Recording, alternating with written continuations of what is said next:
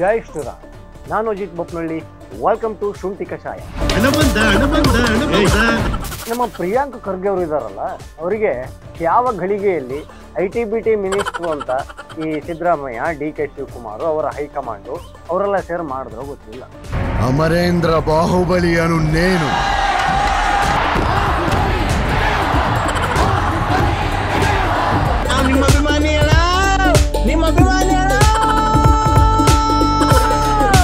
ಕರ್ನಾಟಕಕ್ಕೆ ಬರಬೇಕಿದ್ದ ದೊಡ್ಡ ದೊಡ್ಡ ಇಂಡಸ್ಟ್ರಿಗಳೆಲ್ಲ ಬೇರೆ ಬೇರೆ ರಾಜ್ಯಗಳಿಗೆ ಹಾಯ್ ಎಂದು ಹೋಗ್ತಾ ಇದ್ದಾವೆ. ಒಳ್ಳೇದ್ ಮಾಡ್ತದ ಜನ್ಮಕ್ಕೆ ಹೋಗೋ ಬಿಟ್ಟು ಬೇಡ ನನ್ನ. ಪ್ರಿಯಾಂಕ್ ಖರ್ಗೆ ಅವರಿಗೆ ಮಾತ್ರ ಎಳ್ಳಷ್ಟು ಚಿಂತೆ ಅವರ ಮುಖದಲ್ಲಿ, ಮಾತಲ್ಲಿ ಎಲ್ಲೂ ಕೂಡ ಕಾಣಿಸ್ತಾನೆ ಇಲ್ಲ. ಇದ್ರೆ ನೆಮ್ಮದಿಯಾಗಿರ್ಬೇಕು.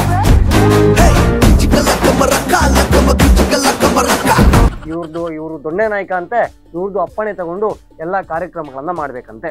ಈ ತರದ ಮಾತುಕತೆಯಲ್ಲೇ ಇದ್ರು. ನಾನೊಬ್ಬ ದಂಡನಾಯಕ ಎಂದೆಂದು ನಿಮ್ಮೂರ ಸೇವಕ. ಈಗ ಹೇಳ್ಕೊಂಡೆ ಎಲ್ಲಾನು ಆಟ ಆಡಿಸ್ತಿದ್ದಪ್ಪ ಅವನು. ಈ ಸೆಮಿಕಂಡಕ್ಟರ್ ಏನಿದೆಯಲ್ಲ, ಆ ವಿಚಾರಕ್ಕೆ ಅಸ್ಸಾಂ ಮತ್ತೆ ಗುಜರಾತ್ ಅಲ್ಲಿ ಸ್ಕಿಲ್ಡ್ ಹುಡುಗರಿಲ್ಲ, ಅವ್ರು ಏನು ಗೊತ್ತಿಲ್ಲ, ಅವರೆಲ್ಲ ಹೆಬ್ಬೆಟ್ ನನ್ನ ಮಕ್ಕಳು, ಅಲ್ಲಿಗೇನಕ್ಕೆ ಅಲ್ಲಿ ಇಂಡಸ್ಟ್ರಿಗಳು ಹೋಗ್ಬೇಕು ಅಂತ ಕೇಳಿದ್ದಾರೆ. ಹಾಗೆ ಅಲ್ಲಿಂದ ಬಯಸಿಕೊಂಡಿದ್ದಾರೆ. ಇದನ್ನೆಲ್ಲ ಕಣ್ಣಿಂದ ನೋಡಿ ಕಂಗಾಲಾಗ್ಬಿಟ್ಟಿದೀನಿ. ಬೇಕಣ್ಣ, ಈ ಲೋಪರ್ ನನ್ನ ಮಗನ್ ತಲೆ ಬೇಕೇ ಬೇಕು. ಒಂದು ರಾಜ್ಯದ CM ಇಂದ ಇಷ್ಟು ಚೆನ್ನಾಗಿ ಉಗಿಸಿಕೊಳ್ಳುವ ಕಲೆ ಇದೆಯಲ್ಲ, ಅದು ಪ್ರಿಯಾಂಕ್ ಖರ್ಗೆ ಅವರಿಗೆ ಮಾತ್ರ ಒಲಿದಂತೆ ಕಾಣಿಸ್ತಾ ಇದೆ. ನೀವು ಕರ್ನಾಟಕ ಜನತೆ ಈ ಲೋಪರ್ ನನ್ನ ಮಕ್ಕಳಕ್ಕ ನೀವೇ ಕಲಿಸ್ಬೇಕಪ್ಪ, ಬುದ್ಧಿ ನೀವೇ ಕಲಿಸ್ಬೇಕು. ಈ ನನ್ನ ಮಕ್ಕಳು ಮೂರು ಬಿಟ್ಟು ನಿಂತ್ಬಿಟ್ಟವ್ರಣ್ಣ, ಮಾನ ಮರ್ಯಾದೆ ಏನೂ ಇಲ್ಲ. ಇನ್ನೊಂದು ವಿಚಿತ್ರವಾದ ಚಟ ನಮ್ಮ ಕಾಂಗ್ರೆಸ್ ನಾಯಕರಲ್ಲಿ ಶುರುವಾಗಿದೆಯಾ ಅನ್ನೋ ಡೌಟ್ ಒಂದು ಶುರುವಾಗಿದೆ. ವಿಶೇಷವಾಗಿ ಪ್ರಿಯಾಂಕ್ ಖರ್ಗೆ ಮತ್ತು ಚಿಕ್ಕಬಳ್ಳಾಪುರದ ಆಕಸ್ಮಿಕ ಶಾಸಕ ಈ ಪ್ರದೀಪ್ ಈಶ್ವರ್ ಇದಾರಲ್ಲ, ಅವರಿಗೆ ಈಗ ಬೆಳಗ್ಗೆ ಇಲ್ಲದ ದಾರಿಯಲ್ಲಿ ನಡೆಯಬಹುದು, ಕನಸೇ ಇಲ್ಲದ ದಾರಿಯಲ್ಲಿ ನಡೆಯುವುದಾದರೂ ಹೇಗೆ ಅಂತ. ಲೈಫ್ ಒಂಥರ ಕ್ರಿಕೆಟ್ ಇದ್ದಂಗ ಮಗ. 11 ಜನ ನಿನ್ ಫ್ರೆಂಡ್ಸೇ, ಆದ್ರೆ ಒಂದ್ಸಲ ನೀನ್ ಬ್ಯಾಟ್ ಹಿಡಿ, 10 ಜನ ನೀವ್ ಯಾವಾಗ ಔಟ್ ಆಗ್ತೀವ ಅಂತಾನೆ ಕಾಯ್ತಾರಲ್ಲೇ. ಸೂಪರ್ ಅಣ್ಣ, ಹಂಸಲೇ ಕವರಿಂಗ್ ಬರೆಯಲ್ಲ. ನಿಮ್ಗೆ ಗೊತ್ತಿದೆ, ಪ್ರತಾಪ್ ಸಿಂಹ ಹಾಗೂ ಪ್ರದೀಪ್ ಈಶ್ವರ್ ಅವರ ವಾಕ್ ಸಮರ ಯಾವ ಹಂತಕ್ಕೆ ಹೋಗಿದೆ. ಅವರ ಮನೆಯವರೆಲ್ಲ ಅವರ ಮಾತಲ್ಲೇ ಬೀದಿಗೆ ಬರುತ್ತಿದ್ದಾರೆ. ಇಬ್ರು ಕೂಡ ಎಷ್ಟು ಅಸಹ್ಯವಾಗಿ ಮಾತಾಡ್ತಿದ್ದಾರೆ ಅನ್ನೋದನ್ನ ನೀವು ನೋಡಿದ್ದೀರಾ. ಪ್ರದೀಪ್ ಈಶ್ವರ ಮುಳ್ಳಂದಿ ಮುಖ ಇರುವಂತಹ ಕರ್ನಾಟಕದ ಏಕೈಕ ಕಾಮಿಡಿ ಪೀಸು ನಿಮ್ಮ ಅಪ್ಪಂಗೆ ಮಾತ್ರ ಹುಟ್ಟಿರೋದಪ್ಪ. ಇನ್ಯಾರು ವಾರಸದಾರ ಅದಕ್ಕೆ ಬರಲ್ಲ, ಆಸ್ತಿ ಕೇಳಕ್ ಬರಲ್ಲ. ಒಂದು ಮುಳ್ಳಂದಿ ಬಗ್ಗೆ ಮಾತಾಡ್ತಾರೆ ಅಂದ್ರೆ ಇದು ಇನ್ನೊಂದು ಮುಳ್ಳಂದಿ ಆಗಿರುತ್ತೆ. ಇನ್ನೊಂದು ಮಾತಾಡಿದ್ರು ಅದೇನೋ ಅಪ್ಪನ ಹುಟ್ಟಿದ್ರೆ ಅಂತೆಲ್ಲ. ಪ್ರತಾಪ್ ಸಿಂಹ ಅವರೇ, ನಮ್ಮ ಅಪ್ಪನ ಬಗ್ಗೆ ನನಗೆ ಕ್ಲಾರಿಟಿ ಇದೆ. ನಮ್ಮ ಅಪ್ಪನ ಬಗ್ಗೆ ನೀನ್ ಯಾಕೆ ಯೋಚನೆ ಮಾಡ್ತಿದ್ಯಾ? ಈ ಬಡತವಿಂದ ದೇಶ ಉದ್ಧಾರ ಆಯ್ತದ. ರಾಜಕೀಯ ಏನು ತಗೊಳ್ಳೋದು ಕೊಡೋದು ಏನು ಇರೋದಿಲ್ಲ, ಅಲ್ಲೇನಾದೇನ ಇರೋದಿಲ್ಲ. ಅಂದ್ರೆ ಈಗ ಮಲ್ಲಿಕಾರ್ಜುನ್ ಖರ್ಗೆ ಅವರು ಕೂಡ ಅಪ್ಪ, ಅವರು AICC ಅಧ್ಯಕ್ಷ. ಸಕ್ರಿಯ ರಾಜಕಾರಣದಲ್ಲಿ ಇರೋರನ್ನ ಬಿಟ್ಟು ಲೆಕ್ಕ ಹಾಕಿ ಈ ಪ್ರತಾಪ್ ಸಿಂಹ ಅಪ್ಪ ಅಂತೆ, ಕಲ್ಲಡ್ಕ ಪ್ರಭಾಕರ್ ಅವರ ಅಪ್ಪ ಅಂತ, ಅವ್ರ ಅಪ್ಪನ ಸುದ್ದಿ ಯಾಕೆ ತೆಗಿತಾರೋ ಗೊತ್ತಿಲ್ಲ. ಅಪ್ಪ ಅಪ್ಪ ನಂಗೆ ನೀನು ಬೇಕಪ್ಪ. ಅಪ್ಪ ಅಲ್ಲ ಬೆಪ್ಪ ತಿಂದ ಬಿಸಿ ತುಪ್ಪ, ಅದೇ ತಪ್ಪಾಗಿ ಹೋಯ್ತಪ್ಪ. ಕರ್ನಾಟಕಕ್ಕೆ ಬರಬೇಕಿದ್ದ ಗೂಗಲ್ AI ಕೈ ತಪ್ಪಿಸಿಕೊಂಡವರು ನೀವು. ಅದರ ಬಗ್ಗೆ ಕಿಂಚಿತ್ ಕೂಡ ಪಶ್ಚಾತ್ತಾಪ ಇಲ್ಲ. ನಾನ್ ನೋಡಕ್ಕಾಗ್ದೆ, ನಗಕ್ಕಾಗ್ದೆ, ಅಳಕ್ಕಾಗ್ದೆ, ಬಾಳಕ್ಕಾಗ್ದೆ, ಸಾಯಕ್ಕಾಗ್ದೆ, ಮರಿಯಕ್ಕಾಗ್ದೆ, ನನ್ ಬಾಳ್ಗಷ್ಟು ಬೆಂಕಿ ಹಾಕ. ಎಷ್ಟು ಉದ್ಯೋಗ ಸೃಷ್ಟಿ ಮಾಡಬಹುದು, ಮಾಡೋಕ್ ಹೋದ್ರೆ ಸಿಕ್ಕಾಪಟ್ಟೆ ಕೆಲಸ ಇದೆ. ಅಯ್ಯೋ ನಾನ್ ಸತ್ತೋಯ್ತೀನಿ ಕಣಣ್ಣ, ಅಣ್ಣ ನನ್ನ ಕೈಲಿ ಆಯ್ತಾ ಇಲ್ಲ.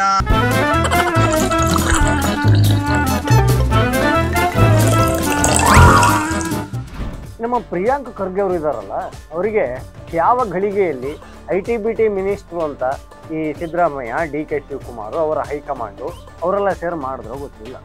ಅಮರೇಂದ್ರ ಬಾಹುಬಲಿಯನು ನೇನು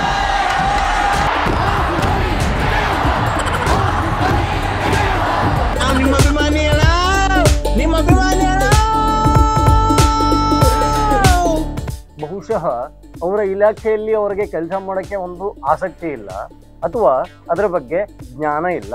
ಹೀಗಾಗಿಯೇ ಕರ್ನಾಟಕಕ್ಕೆ ಬರಬೇಕಿದ್ದ ದೊಡ್ಡ ದೊಡ್ಡ ಇಂಡಸ್ಟ್ರಿಗಳೆಲ್ಲ ಬೇರೆ ಬೇರೆ ರಾಜ್ಯಗಳಿಗೆ ಹಾಯ್ ಎಂದು ಹೋಗ್ತಾ ಇದ್ದಾವೆ. ದೇವ್ರು ನಿನ್ಗೆ ಒಳ್ಳೇದು ಮಾಡ್ತದ, ನಿನ್ ಜನ್ಮಕ್ಕೆ ಹೋಗೋ. ಬಿಟ್ಟೋ ಬೇಡ ನನ್ನ. ಆದರೆ ಪ್ರಿಯಾಂಕ ಖರ್ಗೆ ಅವರಿಗೆ ಮಾತ್ರ ಎಳ್ಳಷ್ಟು ಚಿಂತೆ ಅವರ ಮುಖದಲ್ಲಿ ಮಾತಲ್ಲಿ ಎಲ್ಲೂ ಕೂಡ ಕಾಣಿಸ್ತಾನೆ ಇಲ್ಲ. ಇದ್ರೆ ನೆಮ್ಮದಿಯಾಗಿರ್ಬೇಕು.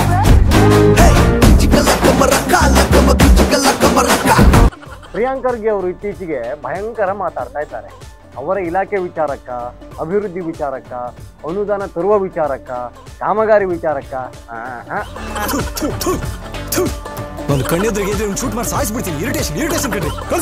ಸಾಧ್ಯವೇ ಇಲ್ಲ. ಅಂತ ಮಾತುಗಳು ಅವ್ರಿಗೆ ಕನ್ಸಲ್ಲೂ ಕೂಡ ಬರೋದಿಲ್ಲ. ಅವರು ಮಾತಾಡ್ತಾ ಇರೋದು ಯಾವ್ದ್ರ ಬಗ್ಗೆ ಅಂತ ನಿಮ್ಗೆ ತುಂಬಾ ಚೆನ್ನಾಗಿ ಗೊತ್ತಿದೆ. ರಾಷ್ಟ್ರೀಯ ಸ್ವಯಂ ಸೇವಕ ಸಂಘವನ್ನ ಈ ನಿಷೇಧ ಮಾಡಬೇಕಂತೆ, ಅದರ ಚಟುವಟಿಕೆಗಳಿಗೆ ಇವರು ಕಡಿವಾಣ ಹಾಕ್ಬೇಕಂತೆ, ಎಲ್ಲವನ್ನ ಗಮನಿಸ್ಬೇಕಂತೆ, ಇವರು ದೊಣ್ಣೆ ನಾಯಕ ಅಂತೆ, ಇವ್ರದ್ದು ಅಪ್ಪಣೆ ತಗೊಂಡು ಎಲ್ಲಾ ಕಾರ್ಯಕ್ರಮಗಳನ್ನ ಮಾಡ್ಬೇಕಂತೆ. ಈ ತರದ ಮಾತುಕತೆಯಲ್ಲೇ ಇದ್ರು. ನಾನೊಬ್ಬ ದಂಡನಾಯಕ ಎಂದೆಂದು ನಿಮ್ಮೂರ ಸೇವಕ ಈಗ ಹೇಳ್ಕೊಂಡೆ ಎಲ್ಲನೂ ಆಟ ಆಡಿಸ್ತಿದ್ದಪ್ಪ ಅವನು. ತಪ್ಪಿ ಏನೋ ಒಂದು ಅವರ ಇಲಾಖೆಗೆ ಸಂಬಂಧಪಟ್ಟಿದ್ದನ್ನ ಮಾತಾಡಕ್ ಹೋಗಿ ಈಗ ಆಸಾಮಿಂದ ಸಫರ ಹಾಕಿ ತಿಂದಿದ್ದಾರೆ. ಅಂದ್ರೆ ಈ ಸೆಮಿಕಂಡಕ್ಟರ್ ಏನಿದೆಯಲ್ಲ ಆ ವಿಚಾರಕ್ಕೆ ಆಸಾಮ್ ಮತ್ತೆ ಗುಜರಾತ್ ಅಲ್ಲಿ ಸ್ಕಿಲ್ಡ್ ಹುಡುಗರಿಲ್ಲ, ಅವ್ರಿಗೇನು ಗೊತ್ತಿಲ್ಲ, ಅವರೆಲ್ಲ ಹೆಬ್ಬೆಟ್ ನನ್ನ ಮಕ್ಕಳು, ಅಲ್ಲಿಗೇನಕ್ಕೆ ಅಲ್ಲಿ ಇಂಡಸ್ಟ್ರಿಗಳು ಹೋಗ್ಬೇಕು ಅಂತ ಕೇಳಿದ್ದಾರೆ. ಹಾಗೆ ಅಲ್ಲಿಂದ ಬಯಸಿಕೊಂಡಿದ್ದಾರೆ. ಬೈದಿದ್ದು ಬೇರೆ ಯಾರು ಅಲ್ಲ, ಆಸಾಮಿನ ಮುಖ್ಯಮಂತ್ರಿ ಹಿಮಂತ್ ಬಿಸ್ವಾ ಶರ್ಮಾ ಅವರು ನಂಬರ್ 1 ಇಡಿಯಟ್ ಅಂತ ಪ್ರಿಯಾಂಕ ಖರ್ಗೆ ಅವರಿಗೆ ಒಂದು ಪಟ್ಟವನ್ನ ಕೊಟ್ಟಿದ್ದಾರೆ. ಇದನ್ನೆಲ್ಲ ಕಣ್ಣಿಂದ ನೋಡಿ ಕಂಗಾಲಾಗ್ಬಿಟ್ಟಿದೀನಿ. ಬೇಕಣ್ಣ ಈ ಲೋಪರ್ ನನ್ ಮಗನ್ ತಲೆ ಬೇಕೇ ಬೇಕು. Number 1 idiot, 3rd class idiot ಅದು ಅವರಿಗೆ ಬಿಟ್ಟ ವಿಚಾರ. ಆದ್ರೆ ಒಂದು ರಾಜ್ಯದ CM ಇಂದ ಇಷ್ಟು ಚೆನ್ನಾಗಿ ಉಗಿಸಿಕೊಳ್ಳುವ ಕಲೆ ಇದೆಯಲ್ಲ ಅದು ಪ್ರಿಯಾಂಕ ಖರ್ಗೆ ಅವರಿಗೆ ಮಾತ್ರ ಒಲದಂತೆ ಕಾಣಿಸ್ತಾ ಇದೆ. ನೀವು ಕರ್ನಾಟಕ ಜನತೆ ಈ ಲೋಪರ್ ನನ್ನ ಮಕ್ಕಳಕ್ಕ ನೀವೇ ಕಲಿಸ್ಬೇಕಪ್ಪ ಬುದ್ಧಿ, ನೀವೇ ಕಲಿಸ್ಬೇಕು. ಈ ನನ್ನ ಮಕ್ಕಳು 3 ಬಿಟ್ಟು ನಿಂತ್ಬಿಟ್ಟವ್ರಣ್ಣ. ಮಾನ ಮರ್ಯಾದೆ ಏನೂ ಇಲ್ಲ. ಇನ್ನೊಂದು ವಿಚಿತ್ರವಾದ ಚಟ ನಮ್ಮ ಕಾಂಗ್ರೆಸ್ ನಾಯಕರಲ್ಲಿ ಶುರುವಾಗಿದೆಯಾ ಅನ್ನೋ ಡೌಟ್ ಒಂದು ಶುರುವಾಗಿದೆ. ವಿಶೇಷವಾಗಿ ಪ್ರಿಯಾಂಕ ಖರ್ಗೆ ಮತ್ತು ಚಿಕ್ಕಬಳ್ಳಾಪುರದ ಆಕಸ್ಮಿಕ ಶಾಸಕ ಈ ಪ್ರದೀಪ್ ಈಶ್ವರ್ ಇದಾರಲ್ಲ ಅವರಿಗೆ ಈಗ ಬೆಳಕೇ ಇಲ್ಲದ ದಾರಿಯಲ್ಲಿ ನಡೆಯಬಹುದು, ಕನಸೇ ಇಲ್ಲದ ದಾರಿಯಲ್ಲಿ ನಡೆಯುವುದಾದರೂ ಹೇಗೆ ಅಂತ. ಲೈಫ್ ಒಂಥರ ಕ್ರಿಕೆಟ್ ಇದ್ದಂಗ ಮಗ. 11 ಜನ ನಿನ್ ಫ್ರೆಂಡ್ಸೇ, ಆದ್ರೆ ಒಂದ್ಸಲ ನೀನ್ ಬ್ಯಾಟ್ ಹಿಡಿ 10 ಜನ ನೀವ್ ಯಾವಾಗ ಔಟ್ ಆಗ್ತೀಯ ಅಂತಾನೆ ಕಾಯ್ತಾರಲ್ಲೇ. ಸೂಪರ್ ಅಣ್ಣ, ಹಂಸಲೇ ಕವರಿಂಗ್ ಬರೆಯಲ್ಲ. ಅವ್ರ ಹತ್ರ ಏನಾದ್ರೂ ಮಾತಾಡಿ ಯಾರ್ದಾದ್ರೂ ವಿಚಾರವನ್ನ ತೆಗೆದಾಗ ಅವರ ಅಪ್ಪ ಅಮ್ಮನ ಬಗ್ಗೆ ಮಾತಾಡೋಕೆ ಶುರು ಮಾಡ್ತಾರೆ.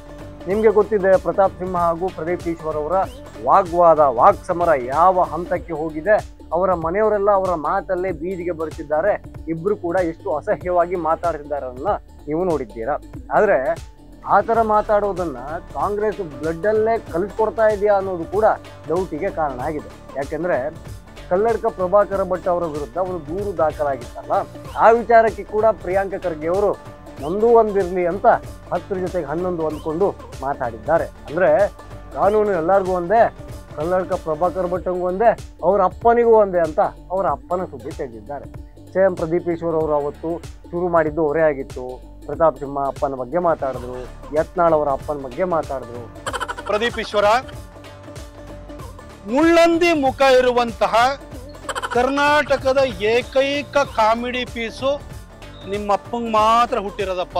ಇನ್ಯಾರು ವಾರಸದಾರ ಅದಕ್ಕೆ ಬರಲ್ಲ, ಆಸ್ತಿ ಕೇಳಕ್ ಬರಲ್ಲ. ಒಂದು ಮುಳ್ಳಂದಿ ಬಗ್ಗೆ ಮಾತಾಡ್ತಾರೆ ಅಂದ್ರೆ ಇದು ಇನ್ನೊಂದು ಮುಳ್ಳಂದಿ ಆಗಿರುತ್ತೆ. ಇನ್ನೊಂದು ಮಾತಾಡಿದ್ರು ಅದೇನೋ ಅಪ್ಪನ ಹುಟ್ಟಿದ್ರೆ ಅಂತೆಲ್ಲ ಪ್ರತಾಪ್ ಸಿಂಹ ಅವರೇ, ನಮ್ಮ ಅಪ್ಪನ ಬಗ್ಗೆ ನನಗೆ ಕ್ಲಾರಿಟಿ ಇದೆ. ನಮ್ಮ ಅಪ್ಪನ ಬಗ್ಗೆ ನೀನ್ ಯಾಕೆ ಯೋಚನೆ ಮಾಡ್ತಿದ್ಯಾ? ಈ ಬಡತವಿಂದ ದೇಶ ಉದ್ಧಾರ ಆಯ್ತದ? ನಾನು ಕೇಳೋದು ಅಪ್ಪ ಅಮ್ಮ ಮನೆಯವರಿಗೆಲ್ಲ ಈ ರಾಜಕಾರಣದ್ದು ಆ ಲೇನಾದೇನ ಅಂತಾರಲ್ಲ, ನಾನು ಕೇಳೋದು ರಾಜಕಾರಣಿಗಳ ಅಪ್ಪಂದ್ರಿಗೆ, ಅಂದ್ರೆ ಕೆಲವು ಅಪ್ಪಂದ್ರಿಗೆ ಮಾತ್ರ ರಾಜಕೀಯ ಏನು ತಗೊಳ್ಳೋದು ಕೊಡೋದು ಏನು ಇರೋದಿಲ್ಲ, ಲೇನಾದೇನ ಇರೋದಿಲ್ಲ. ಅಂದ್ರೆ ಈಗ ಮಲ್ಲಿಕಾರ್ಜುನ್ ಖರ್ಗೆ ಅವರು ಕೂಡ ಅಪ್ಪ, ಅವರು AICC ಅಧ್ಯಕ್ಷ, ಸಕ್ರಿಯ ರಾಜಕಾರಣದಲ್ಲಿ ಇರೋರನ್ನ ಬಿಟ್ಟು ಲೆಕ್ಕ ಹಾಕಿ ಈ ಪ್ರತಾಪ್ ಸಿಂಹ ಅಪ್ಪ ಅಂತೆ, ಕಲ್ಲಡ್ಕ ಪ್ರಭಾಕರ್ ಅವರ ಅಪ್ಪ ಅಂತ ಅವ್ರ ಅಪ್ಪನ ಸುದ್ದಿ ಯಾಕೆ ತೆಗಿತಾರೋ ಗೊತ್ತಿಲ್ಲ. ಅಪ್ಪ ಅಪ್ಪ ನಂಗೆ ನೀನು ಬೇಕಪ್ಪ. ಅಪ್ಪ ಅಲ್ಲ ಬೆಪ್ಪ ತಿಂದ ಬಿಸಿ ತುಪ್ಪ ಅದೇ ತಪ್ಪಾಗಿ ಹೋಯ್ತಪ್ಪ. ಇಂಥ ಸಂಸ್ಕೃತಿಯನ್ನ ಇಟ್ಕೊಂಡು ಕಾಂಗ್ರೆಸ್ ಕರ್ನಾಟಕವನ್ನ ತಗೊಂಡು ಹೋಗ್ತಾ ಇಲ್ಲ, ತಳ್ಕೊಂಡು ಹೋಗ್ತಾ ಇದೆ. ಕರ್ನಾಟಕ ಈ ಅಭಿವೃದ್ಧಿ ಲೆಕ್ಕಾಚಾರದಲ್ಲಿ ಚಿರತೆ ಹೊಡೆದಂಗೆ ಓಡಬೇಕಾಗಿತ್ತು. ಆದರೆ ಕಲ್ಲೇಟು ತಿಂದ ಕುಂಟನ ಇರುತ್ತಲ್ಲ, ಆ ಥರ ಕುಂಟ್ಕೊಂಡು ಸಾಗ್ತಾ ಇದೆ. ಇದಕ್ಕೆ ನೇರವಾದ ಕಾರಣ ಇದಕ್ಕೆ ಕಾಂಗ್ರೆಸ್ಸೇ ಆಗಿರುತ್ತೆ ವಿನಃ ಬೇರೆ ಯಾರೂ ಅಲ್ಲ. ಅದರಲ್ಲೂ ಪ್ರಿಯಾಂಕ್ ಖರ್ಗೆ ಅವರೇ, ನಿಮಗೆ ಒಂದು ಇಲಾಖೆ ಇದೆ, ಒಳ್ಳೆ ಇಲಾಖೆ.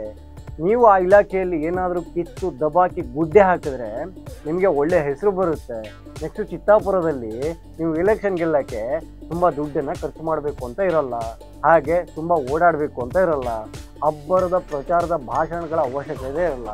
ಹಾಗಾಗಿ ನಿಮ್ಗೊಂದು ಇಲಾಖೆ ಸಿಕ್ಕಿದಾಗ ಆ ಇಲಾಖೆಯಲ್ಲಿ ಏನೋ ಒಂದು ಗಮನಾರ್ಹ ಬದಲಾವಣೆಯನ್ನು ತರಬೇಕಾಗುತ್ತೆ.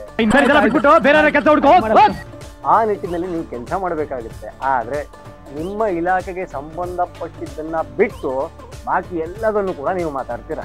RSS ಚಟುವಟಿಕೆ ಬ್ಯಾನ್ ಅಂತೆ, ಕಲ್ಲಡ್ಕ ಪ್ರಭಾಕರ್ ಭಟ್ ಕೇಸ್ ಅಂತೆ, ಯಾರೇ ಕೂಡ ಅಲ್ಲಿ ಏನೋ ಒಂದು ಕೆಲಸ ಮಾಡಬೇಕಿದ್ರೆ ಪರ್ಮಿಷನ್ ತಗೋಬೇಕಂತೆ, ಸಾರ್ವಜನಿಕ ಆಸ್ತಿಗಳನ್ನು ಕೂಡ ಸರ್ಕಾರದ ಆಸ್ತಿ ಅಂತ ನೀವು ಕರೀತೀರಂತೆ, ಅಲ್ಲಿ ಒಂದು ಪಥಸಂಚಲನಕ್ಕೂ ಕೂಡ ಪರ್ಮಿಷನ್ ಬೇಕೇ ಬೇಕು ಅಂತ PWD ಥರ ನೀವು ಮಾತಾಡ್ತೀರ.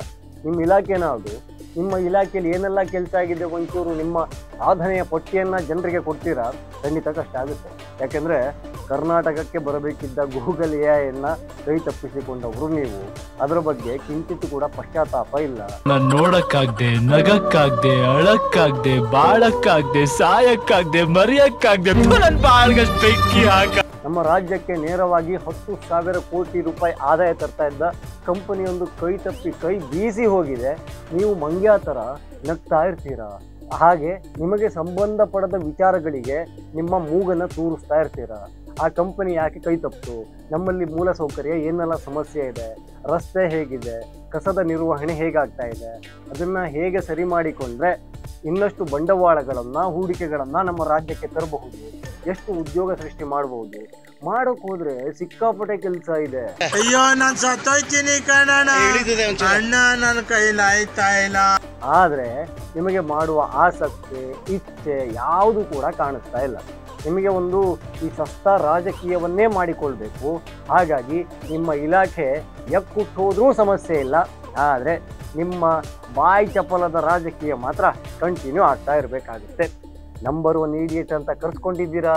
ಹಾಗೆ ಇನ್ನೊಂದು ಭೀತಿಯು ನಿಮ್ಮೆಲ್ಲ ಕಾಡ್ತಾ ಇರ್ಬೋದು. ಏನಂದರೆ ಅಸ್ಸಾಂ ಹುಡುಗರು ಅಸಮರ್ಥರು, ಪೆದ್ದರು ಅನ್ನೋ ಲೆಕ್ಕದಲ್ಲಿ ಮಾತಾಡಿದ್ದೀರಲ್ಲ, ಆ ವಿಚಾರಕ್ಕೆ ಅಸ್ಸಾಮಲ್ಲಿ CM ಹಿಮಂತ್ ಬಿಸ್ವಾ ಶರ್ಮಾ ಅವರು ನಿಮಗೆ ಕೇಸನ್ನು ಹಾಕುವ ಆಲೋಚನೆಯಲ್ಲಿದ್ದಾರೆ. ಅವರು ಬಾಯಿ ಬಿಟ್ಟು ಹೇಳಿದ್ದಾರೆ. ಒಂದು ವೇಳೆ ಕೇಸು ಬಿಟ್ಟು ಅಂದರೆ ನೀವಲ್ಲಿ ವಿಚಾರಣೆಗೆ ಹೋಗಬೇಕಾಗುತ್ತೆ. ಹಾಗೆ ಅಸ್ಸಾಂ ಪ್ರವಾಸವನ್ನು ನಮ್ಮ IT-BT ಮಿನಿಸ್ಟ್ರು ಮಾಡಿದಂಗೆ ಆಗುತ್ತೆ. ಪ್ರವಾಸ ಅಂದರೆ ಅವರ ಇಲಾಖೆಗೆ ಏನೋ ತರಕ್ಕೆ ಹೋದ್ರು ಅಥವಾ ಏನೋ ಕಲ್ತ್ಕೊಳಕ್ಕೆ ಹೋದ್ರು, ಆ ಥರ ಪ್ರವಾಸ ಅಲ್ಲ. ಬೇಡದೇ ಇರೋದು ಮಾತಾಡಿ ಅಲ್ಲಿ ಕೋರ್ಟಲ್ಲಿ ತಪರಾಕಿ ತಿನ್ನಕ್ಕೆ ಹೋಗಿರೋ ಪ್ರವಾಸ ಆಗಬಹುದು, ಆಗದೇನೂ ಇರಬಹುದು. ಅದು ನೋಡಬೇಕು ನಿಮ್ಮ ಹಣೆ ಬರಹ ಹೇಗಿದೆ ಅನ್ನೋದನ್ನು.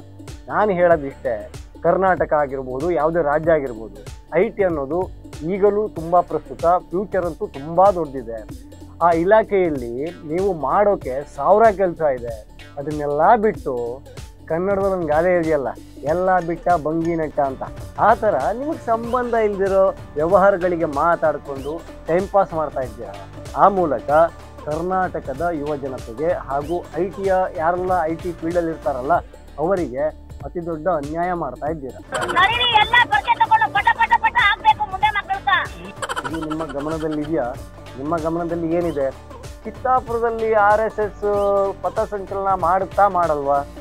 ಅದರ ವಿಚಾರವಾಗಿ ನೀವು ಸಾಕಷ್ಟು ತಲೆಯನ್ನು ಕೆಡಿಸ್ಕೊಂಡಿದ್ದೀರಾ.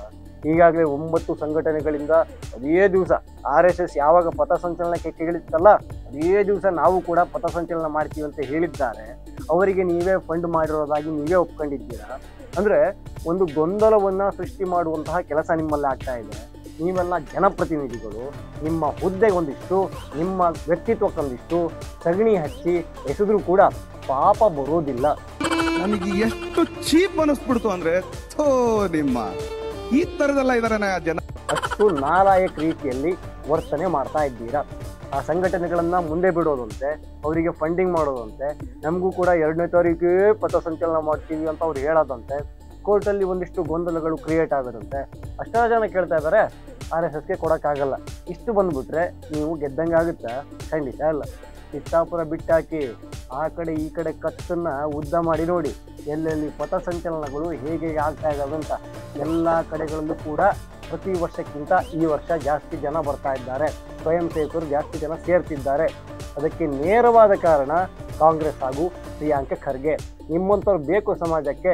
ಅವಾಗವಾಗ ಈ ಥರ ಅರ್ಥವಿಲ್ಲದ ಮಾತುಗಳನ್ನು ಆಡಬೇಕು. ಹಾಗೆ ಈ ಸಂಘ ಅಂದರೆ ಏನು, RSS ಅಲ್ಲಿ ಏನು ಕಲಿಸ್ತಾರೆ, ಪಥಸಂಚಲನ ಹೇಗಿರುತ್ತೆ, ಹಾಗೆ RSS ಸಿದ್ಧಾಂತ ಏನು, ಈ ಥರ ಗೊತ್ತಿಲ್ಲದೆ ಇರೋರು ನೀವು ಪದೇ ಪದೇ ಮಾತಾಡಿದಾಗ ಏನು ಅಂತ ಓದ್ತಾರಲ್ಲ, ಏನು ಅಂತ ಗೂಗಲ್ ಮಾಡ್ತಾರಲ್ಲ, ಅಂಥವರ ಸಂಖ್ಯೆ ನಿಮ್ಮಿಂದ ಜಾಸ್ತಿ ಆಗ್ತಾ ಇದೆ, ಜಾಸ್ತಿ ಆಗಬೇಕು.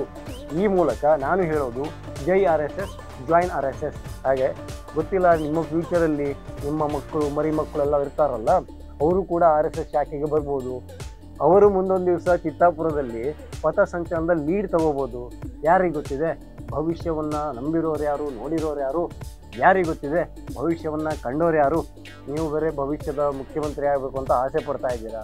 ನಿಮಗೆ ಸಂಬಂಧವಿಲ್ಲದ ವಿಚಾರಗಳಿಗೆ ಮಾತಾಡೋದು, ಮೂಗು ತುರ್ಸೋದು, ಇದನ್ನು ಕಮ್ಮಿ ಮಾಡಿ ನಿಮ್ಮ ವ್ಯಕ್ತಿತ್ವವನ್ನು ಸ್ವಲ್ಪ ಪ್ರಕಾಶಮಾನವಾಗಿ ಇಟ್ಕೊಂಡ್ರೆ ನಿಮಗೂ ಕೂಡ ಈ ರಾಜಕೀಯದಲ್ಲಿ ಒಂದು ಒಳ್ಳೆ ಭವಿಷ್ಯ ಇದೆ ಅಂತ.